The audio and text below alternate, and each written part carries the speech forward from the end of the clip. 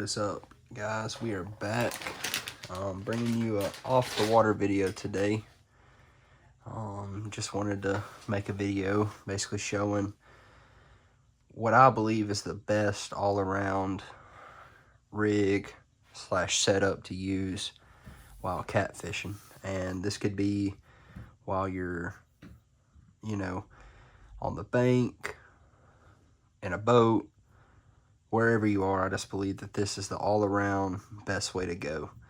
Now, this is from my experience. This isn't just, me coming out here saying, this is going to work, this is going to catch fish, because if I could predict when and where you could catch fish, I would be a millionaire. But I just know over the years doing it that I've found this way to work the best, and I'll kind of break it down as I go, explaining why I believe and why I do the things that I do. So the rig that we're going to be making is called a Santee rig, and I believe I have one in here. I believe I don't, so good, that means we get to make one together. So we can go ahead and get started. So I like to start with a kind of a decent size hook. I always judge the hook that I'm using off the size of my bait, not vice versa. So with this size hook here, you'll be using, a pretty decent size piece of cut bait, stink bait, whatever you decide to use this bait. I wouldn't take a hook like this size here and put a night crawler on that. That's just not, like I said, that's just not pleasable, as you would say. So the hooks that I use are most of the time going to be set up for cut bait. And you can use this rig any which way. Just like I said, the best thing that I've found is to size the hook to the size of the bait that you're using. So we'll start with the hook, and then what we're going to do is we're going to get some line. Let me reel this in here. So for what I like to call my leader line, I always like to use some mono filament line. You can use different line, but the reason why I like using mono for my leader is it moves around a lot. It's not really sitting, it's not sagging, anything like that, especially underwater, in case you hit a slow point, your line goes slack. It's pretty stiff. And also another reason too is let's say that something happens, your boat's drifting and you catch a log, and you're just hung up and there's no way it's coming off. The leader line will break before the line connected to the from your pole. So that way, and I'll show you how I rig it up and it'll understand and make sense in a little bit. But that way that this line breaks so you don't lose everything and have to redo it all. So I like to get out a good bit of line. That's just depending. Sometimes I go longer, sometimes I go shorter, but I'd say a good rule of judgment is about 1.5 feet, so about that much. And I just cut it off there. So there we go. Sit this out the way. So got a good 1.5 feet. This is going to be a smaller one, and I'll explain why while I'm doing this, or here in a second. So the best way I like to tie them is I come in and I go through the front of the hook, down the back, bring you about 1 inch down, so it's about that far. And then I just take this line and wrap it 10 times. 1, 2,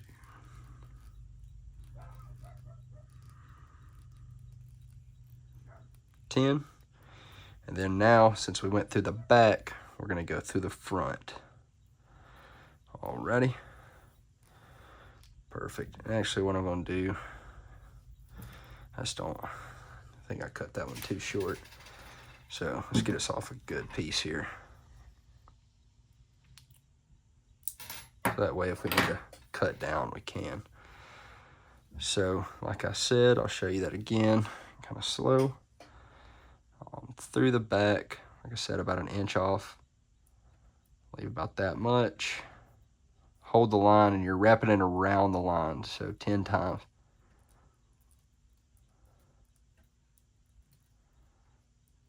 And then hold that circle here. So you should have some wrap up like that around. And you're just going to take the end of the line here through the front. I always like to pull it tight, so kind of hold the bottom of the hook, pull it tight. And so that way now what you got is a no knot, and this right here is one of the best ways to put one of these hooks on here. Now, in saying that, I would always, before, every time you go out fishing, always check these knots here, make sure that they're not looking rough, not looking cut up or anything like that. But I've never had the whole line left and just the hook break off. I've never lost a fish because it broke right here. Now, I've tied a lot of other knots, and it has, but I've never lost a fish because right here broke. So I find this to be the best way. And also, too, when you pull this line, it's pulling back on the hook, so it's kind of setting the hook. That's another good reason, too. So, and sometimes I trim this off, sometimes I don't. It don't matter, but for the time being, we'll trim it off a little bit. I always leave a little excess just in case that line wants to move. It's not pulling off. Alrighty, so now what we're gonna do, and these aren't really necessarily important, but like I said, this is what I've found to help me. So what these are, basically they're just they're called bobber stoppers, and it's going to stop the slip bobber when we put it on here in a little bit. I'll show you why. So basically all you do is you pull that down.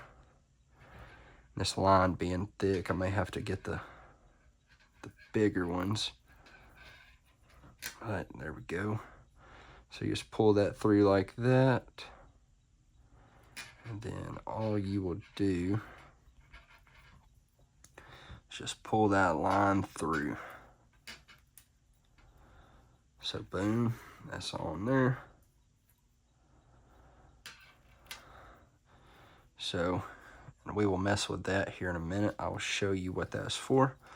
So now that we got that on there, and these kind of just move, you can adjust them for the time being, but I'll show you here. So we're gonna grab our bobber here. These come with little inserts. I like to push those in like that. And so all you do is take the line.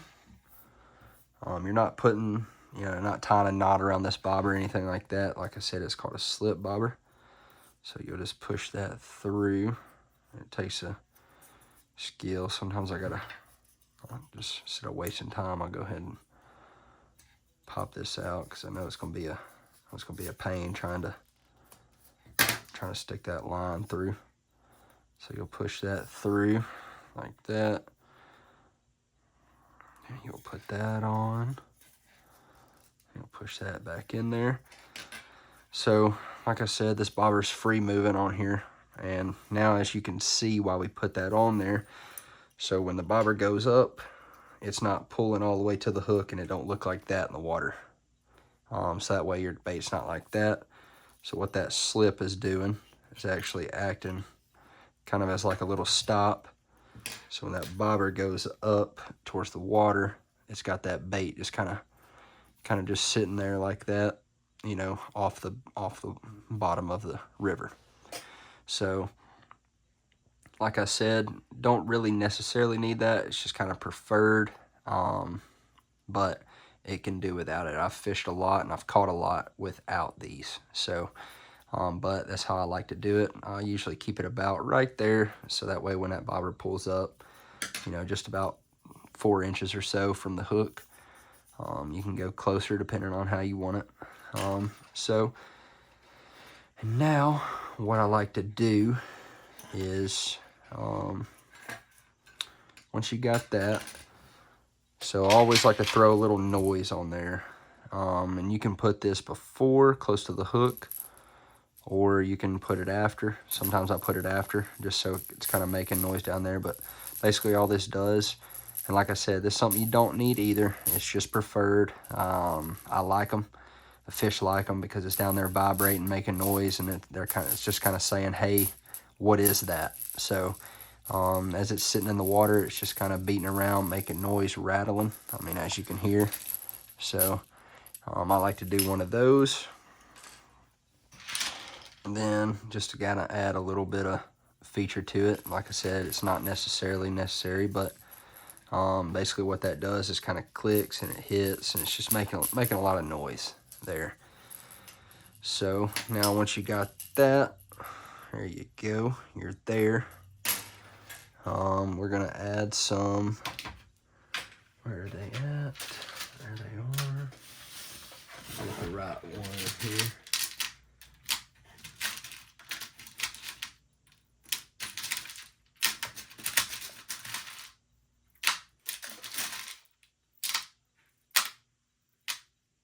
Perfect. So now what you got is just this here. I'll put that on there. So, and on these, what I like to do is just kind of pull a little tight and then go wrap around 6 times. This knot right here, not sure what knot it's called, but shout out to my father. He taught me this knot, and it's been one that I use. I've been using since I was young. So, and a lot of people don't do this, but I always recommend it. Basically, when you get here, wet your line. So, I know that's funny, but you lose a lot of strength in that line if you don't wet that line. So, just kind of some spit, you can do it there, and that's what gets it. So when you tighten it there, you got that, and you can just put that off. So, and then what you do from here is basically take this here, and I can actually, I'll show you what you do. So this line is going to represent the line coming from your pole. So we'll just leave it attached to the reel. So let's just say this is the line coming from your pole. You'll grab some weights. It can be egg sinkers, whatever you prefer. Basically, you put the egg sinkers on there.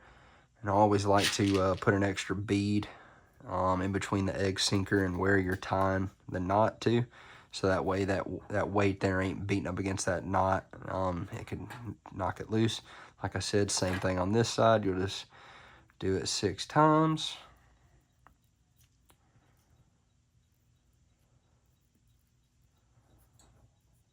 Boom.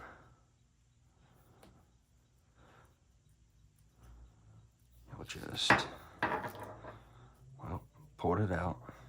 Let's do that again. Like I said, this is a shout out to my father for teaching me this knot. So you'll just do it there. Boom.